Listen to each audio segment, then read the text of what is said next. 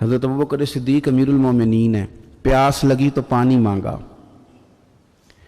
لوگوں نے شہد ملا کے پانی پیش کیا، پانی منہ کے قریب گیا تو جناب صدیق اکبر کے بغیر کسی اختیار کے چھم چھم آنسو بہے، اتنا روئے کہ لوگ کہتے ہمیں پتہ کوئی نہیں تھا بات کیا ہے، پر ابو بکر کا رونا دیکھ کے ہمارا بھی رونا نکل گیا، پتہ نہیں تھا ہوا کیا ہے، کس وجہ سے رو رہے ہیں یہ نہیں پتا تھا، ان کو روتے دیکھا تو ہم بھی رو پڑے۔ دیر تک وہ آہیں لیتے رہے، سسکیاں بھرتے رہے، آنسو بہاتے رہے، تڑپتے رہے، لوٹ پوٹ ہوتے رہے، عجیب کیفیت ہم نے دیکھی۔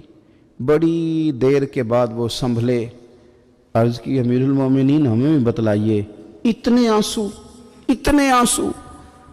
جناب صدیق اکبر رضی اللہ تعالیٰ عنہ فرمانے لگے میں ایک دن حضور کی بارگاہ میں حاضر تھا تو نبی کریم علیہ السلام کسی چیز کو فرما رہے تھے، ہٹ جا مجھ سے دور ہو جا، مجھ سے دور ہو جا، مجھ سے دور ہو جا، تو فرماتے ہیں میں نے بعد میں عرض کی حضور آپ کس چیز کو ہٹا رہے تھے؟ تو حضور فرمانے لگے میرے پاس دنیا آئی تھی، تو میں نے اسے کہا تو مجھ سے دور ہو جا، میرے قریب نہ، دور ہو جا۔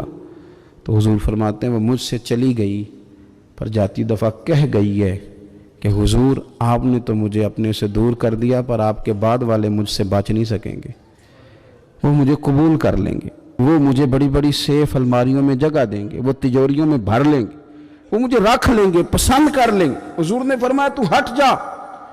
حضرت صدیق اکبر فرمانے لگے میں پانی مانگتا ہوں، مجھے شہد دیتے ہو، مجھے دنیا دار نہ کر دینا، مجھے اس آسانی میں مبتلا نہ کر دینا، مجھے ڈر لگتا ہے ان لوگوں میں نہ ہو جاؤں جن پر دنیا پھیلا دی گئی، پھر وہ اللہ کے ذکر سے غافل ہو گئے۔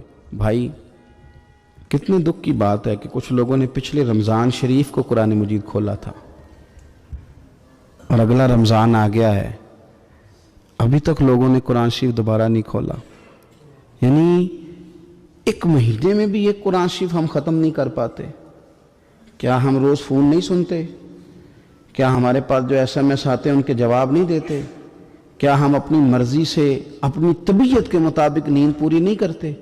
کیا ہفتے میں 1-2 دفعہ ہم باہر سے جا کے کھانا کھانے کا پلان نہیں کرتے؟